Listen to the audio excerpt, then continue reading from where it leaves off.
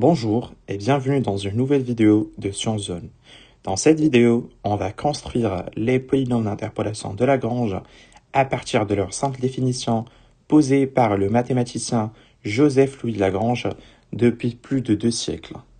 On commence par lire l'énoncé. On se donne n plus un nombre complexe, 2 A2 distincts, avec n est un entier naturel non nul. Puis, n plus 1 entre nombres complexes, pas nécessairement 2 A2 distincts.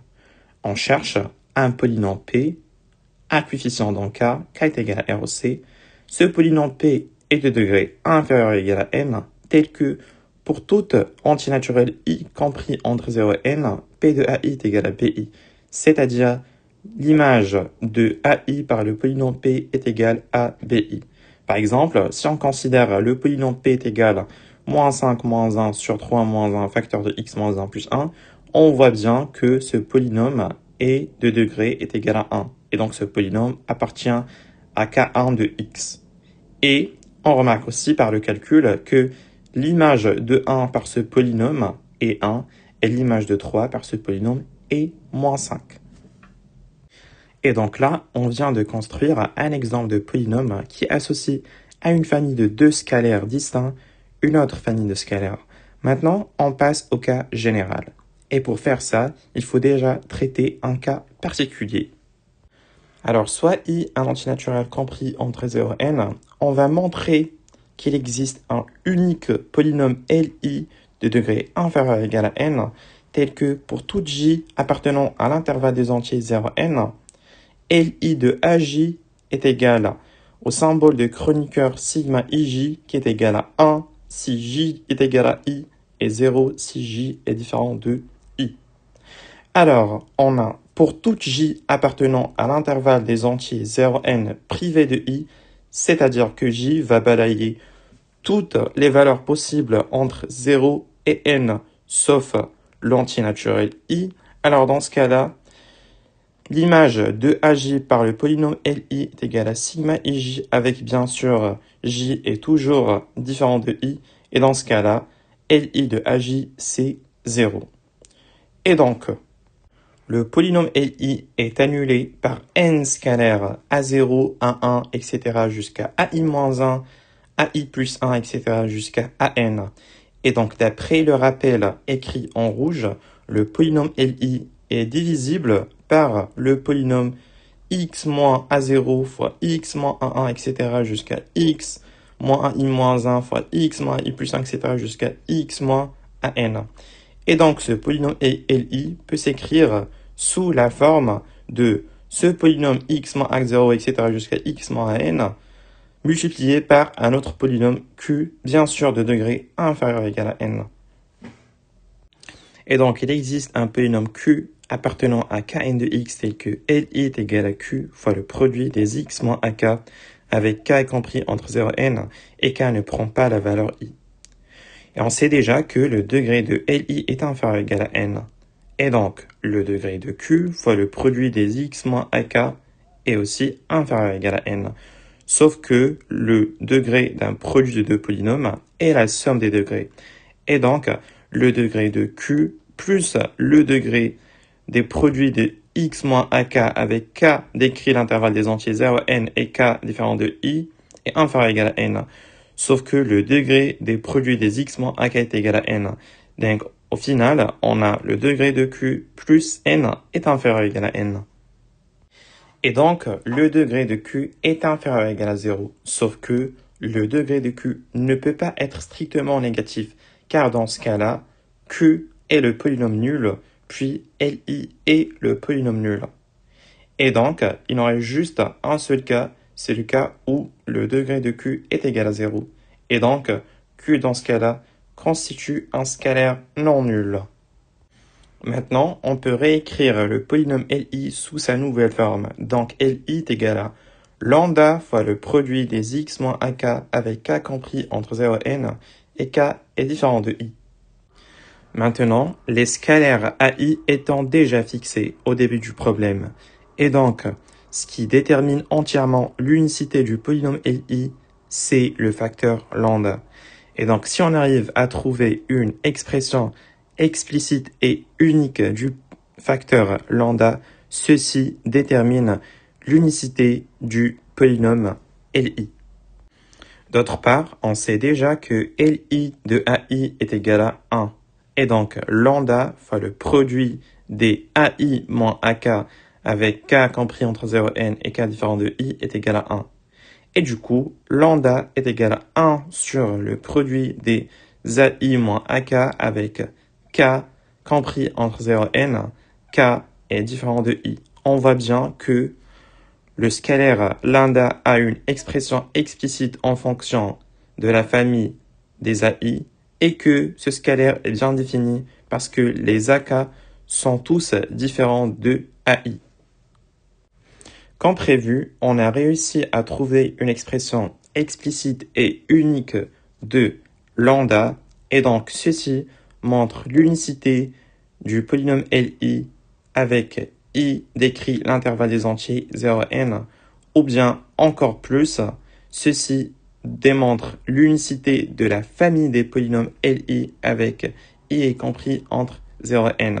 Et donc, on réécrit les polynômes Ni sous leur nouvelle forme, et donc Li est égal à le produit des x moins ak avec k compris entre 0 et n, k différent de i, sur le produit des ai moins ak, k compris entre 0 et n, k différent de i, et ceci peut se réécrire autrement sous la forme produit des x moins ak sur ai moins ak, k est compris entre 0 et n, et k est différent de i.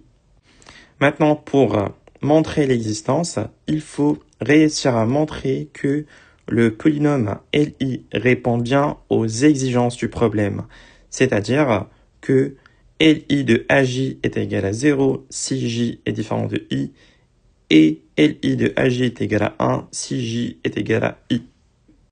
Déjà, puisque les AI sont deux AD distinctes, alors les AI moins AK sont non nuls et donc les dénominateur de ce polynôme Li est non nul, et du coup ce polynôme est bien défini, et bien sûr ce polynôme est de degré inférieur ou égal à n, parce que c'est un produit de plusieurs polynômes de degré 1.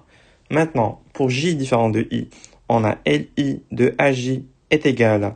Alors ce qu'on a fait ici, on a ressorti un terme, c'est le terme lorsque k est égal à j, donc ça nous a donné Aj moins Aj, le premier Aj, on a remplacé l'indéterminé par Aj, et le deuxième Aj, c'est le AK avec K a pris la valeur J. Donc on a Aj moins Aj sur AI moins Aj. Bien sûr, le deuxième Aj aussi au dénominateur, c'est parce que AK a pris la valeur Aj lorsque K a pris la valeur J. Attends. Et donc, on voit bien que Li de Aj avec J est différent de I est égal à 0 fois un polynôme de degré inférieur ou égal à n-1. Et donc, tout cela donne 0. Puis, pour J est égal à I, Li de Aj, c'est aussi Li de Ai, parce que J est égal à I. Et donc, cela donne le produit des Ai moins AK sur Ai moins AK de K compris entre 0 et n, K différent de I, et cela, on peut le écrire explicitement, donc ça va donner AI moins A1 sur AI moins A1 fois AI moins A2 sur AI moins A2, etc.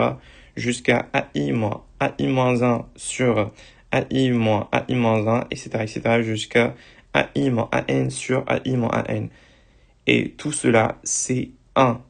Et du coup, on voit bien que Li de Aj est égal à 0 si J différent de I est égal à 1 si J est égal à I.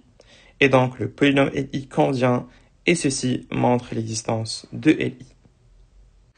Conclusion, la famille des polynômes Li avec I est compris entre 0 et n est une famille de n plus 1 polynômes de degré n, tel que, pour toute J appartenant à l'intervalle des entiers 0 n, Li de Aj est égal à sigma Ij qui est égal à 1 si I est égal à J et 0 si I est différent de J.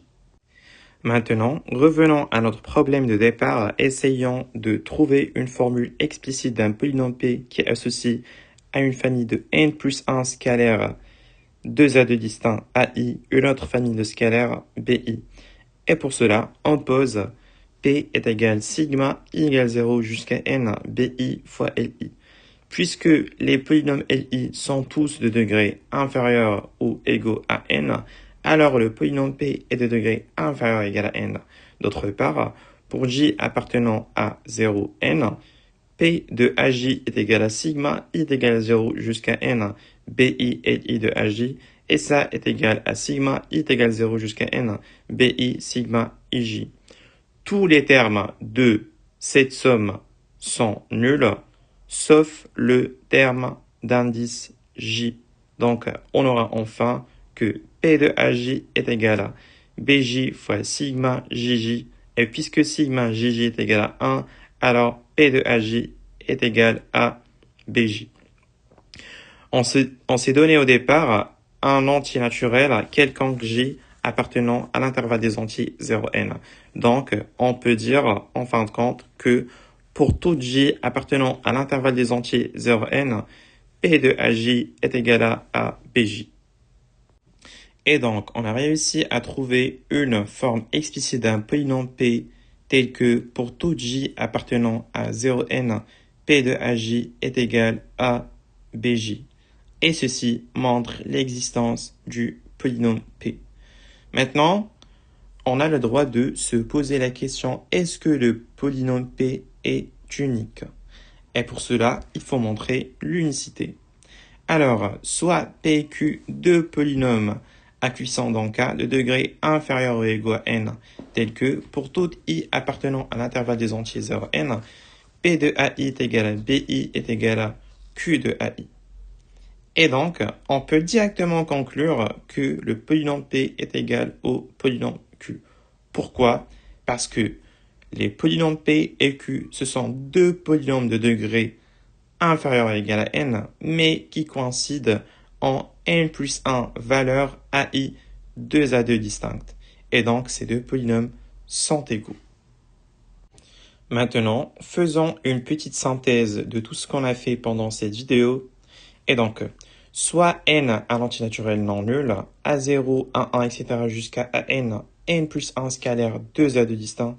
Alors, pour toute I appartenant à l'intervalle des entiers 0, n, il existe un unique polynôme LI de degré inférieur ou égal à n, tel que pour toute J appartenant à l'intervalle des entiers 0, n, LI de AJ est égal à sigma IJ, qui est le symbole de Kronecker qu'on a bien défini précédemment. Et de plus, LI est égal au produit des x moins AK sur AI moins AK avec K décrit l'intervalle des entiers 0, n et K reste toujours différent de I. On rappelle que ce produit est bien défini parce que les dénominateurs ne s'annulent pas, parce que les AK sont tous différents de AI. Maintenant, on se donne de plus B0, B1, etc. jusqu'à Bn, n plus 1 scalaire, pas nécessairement deux A2 distincts. Alors, il existe un unique polynôme L de degré inférieur ou égal à n, tel que pour toute I compris entre 0 et n, L de AI est égal à BI. Et ce polynôme, L est le polynôme sigma I est égal à 0 jusqu'à n BI LI. Et c'est sigma I est égal à 0 jusqu'à n BI fois le produit des x moins AK sur AI moins AK, avec K décrit l'intervalle des entiers naturels 0 à n, et K ne peut pas prendre la valeur I.